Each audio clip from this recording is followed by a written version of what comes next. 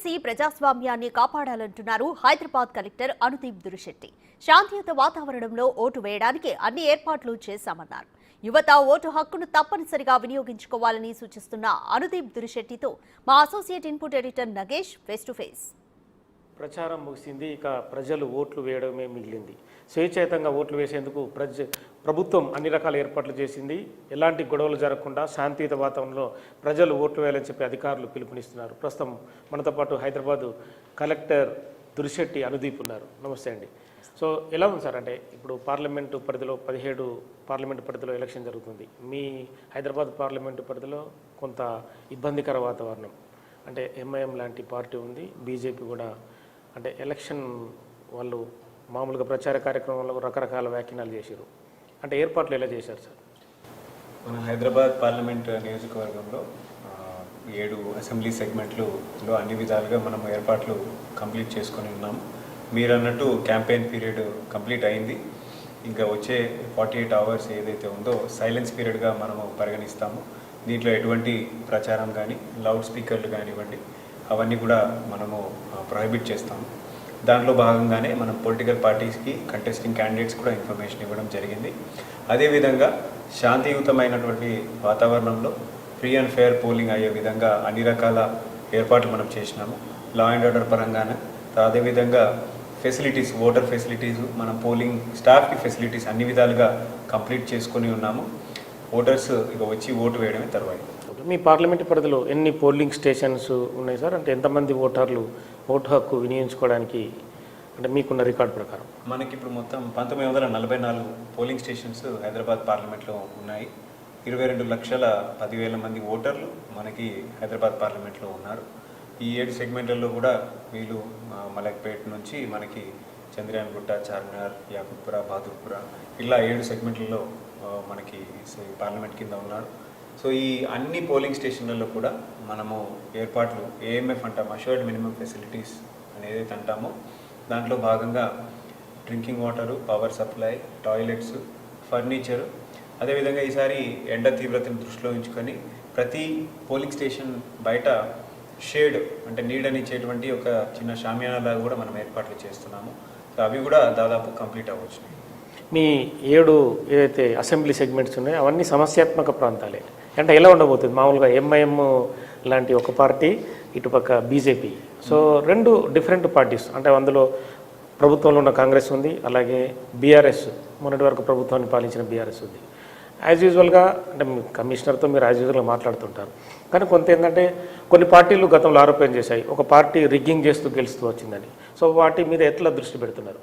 అంటే సమస్యాత్మకమైన మీరు అంటున్నారు, but more or less we are very confident. ఈసారి పోలింగ్ చాలా ప్రశాంతంగా జరగబోతుందని మనం అన్ని రకాలుగా చర్యలు ముందుగానే తీసుకున్నాము.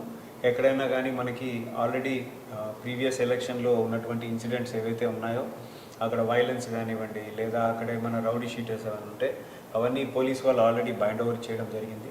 కంటెస్టింగ్ క్యాండిడేట్స్కి అన్ని పార్టీస్ వాళ్ళకి కూడా ముందుగానే మనం ఇన్ఫర్మేషన్ ఇవ్వడం జరిగింది. అదేవిధంగా సమస్యాత్మకమైనటువంటి క్రిటికల్ పోలింగ్ స్టేషన్స్ ఏవైతే ఉంటాయో ఐడెంటిఫై చేసిన వాటి అన్నిటి దగ్గర కూడా సెంట్రల్ కేంద్ర భద్రతా బలగాల్ని మనం ఉంచబోతా ఉన్నాము. అదేవిధంగా ఈసారి డ్రోన్స్ కూడా మనకి సిపి ఆఫీస్ నుంచి డ్రోన్స్ కూడా వాడుతూ ఉన్నారు. దాంతోపాటుగా మైక్రో అబ్జర్వర్స్ ప్రతి పోలింగ్ స్టేషన్లో కూడా బోత్ పోలింగ్ స్టేషన్ లోపల, పోలింగ్ స్టేషన్ బయట సీసీ కెమెరా మనము ఏర్పాటు చేసుకున్నాము. అది మీరు చూసినట్లయితే అక్కడ సీసీ కెమెరాస్ కూడా ఉన్నాయి. సో ప్రతి పోలింగ్ స్టేషన్ను కూడా వ్యూయింగ్ చేయడానికి మనకు సెపరేట్ కంట్రోల్ రూమ్ కూడా మనం ఏర్పాటు చేస్తున్నాం. సో అన్ని విధాలుగా నిఘా విధంగా కానివ్వండి, పోలింగ్ స్టేషన్ వసతుల విషయంలో కానివ్వండి, అన్ని రకాల ఏర్పాట్లు కంప్లీట్ అయినాయి. ఎక్కడ సమస్యాత్మకమైనటువంటి పరిస్థితి తలెత్తబోవని మేము నమ్ముతున్నాము. ఏదైనా వచ్చినా కానీ ఇమీడియట్గా రెస్పాండ్ అవ్వడానికి మన టీమ్స్ రెడీగా ఉంటాం. అంటే పోలింగ్ శాతం పెంచడం కోసం, అంటే గతంలో పోలింగ్ శాతం చాలా వరకు తగ్గింది. సో ఎలాంటి మూవ్మెంట్ చేశారు సార్? అంటే ప్రచారం కూడా వివిధ రకాల, అంటే సోషల్ మీడియా ద్వారా కానీ మీరు అధికారులు కానీ చెప్తున్నారు ఎప్పటికప్పుడు, కానీ ప్రజలు ఓటు వేయడం కోసం కొంత సన్నద్ధత లేరు. ఎందుకని అటువంటి కారణాలు మీరు బ్యాక్ ఇన్పుట్స్ ఏమైనా తీసుకున్నారా?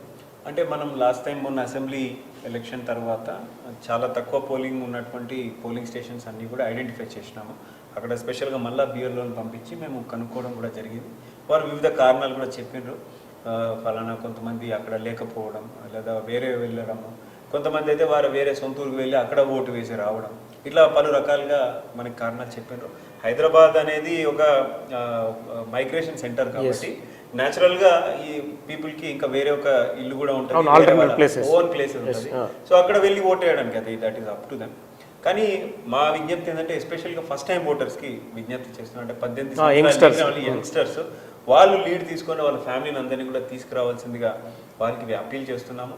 ఎందుకంటే you are tomorrow's builders of this country.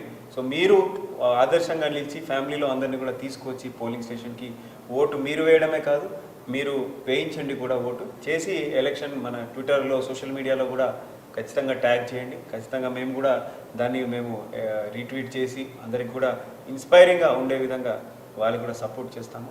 So అల్టిమేట్గా మేము కోరేది అన్ని విధాలుగా వసతులు కానివ్వండి, అన్ని రకాల ఏర్పాట్లు మేము చేస్తున్నాం. మన పోలింగ్ పార్టీస్ ఇంత ఎండలో కూడా 2 రోజులు అదే పోలింగ్ స్టేషన్లో ఉండి అక్కడే తింటూ అక్కడే పండుకుంటూ అన్ని రకాలుగా ఎన్ని కష్టాలైనా కానీ వాళ్ళు భరించి ఒక ఫ్రీ అండ్ ఫేర్ పోలింగ్ చేపిస్తూ ఉన్నారు.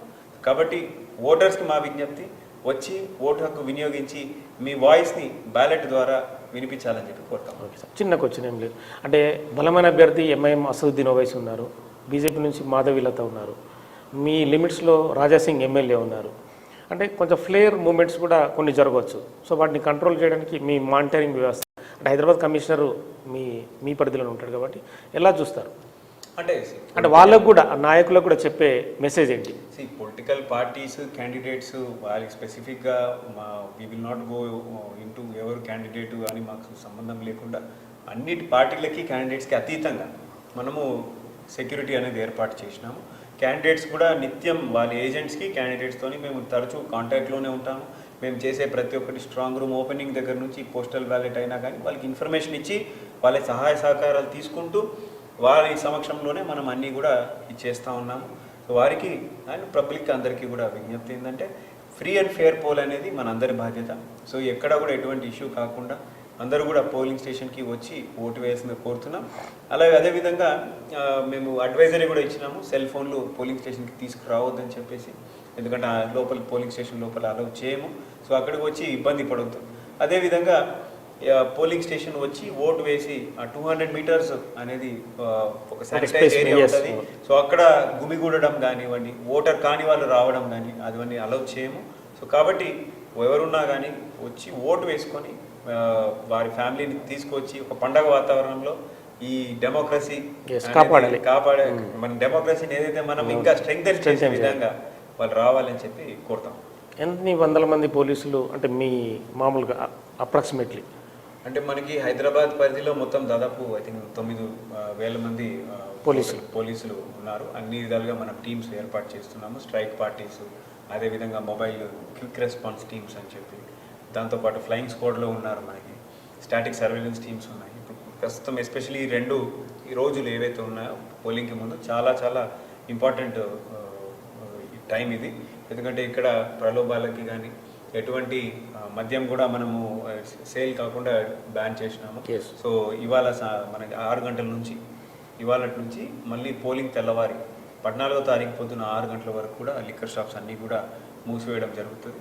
వీటన్నిటికి కూడా సహకారం అందించి పబ్లిక్ పెద్ద ఎత్తున పోలింగ్కి వచ్చి ఓటు వేయాలని చెప్పి. Polling time sir? Polling time morning 7 AM నుంచి సాయంత్రం 6 PM వరకు పోలింగ్ అనేది జరుగుతుంది. Okay, thank you sir. మొత్తానికైతే పోలింగ్ ప్రశాంతంగా జరిగే విధంగా అన్ని ఏర్పాట్లు చేసామని చెప్పి హైదరాబాద్ కలెక్టర్ దురిశెట్టి అనుదీప్ చెప్తున్నారు.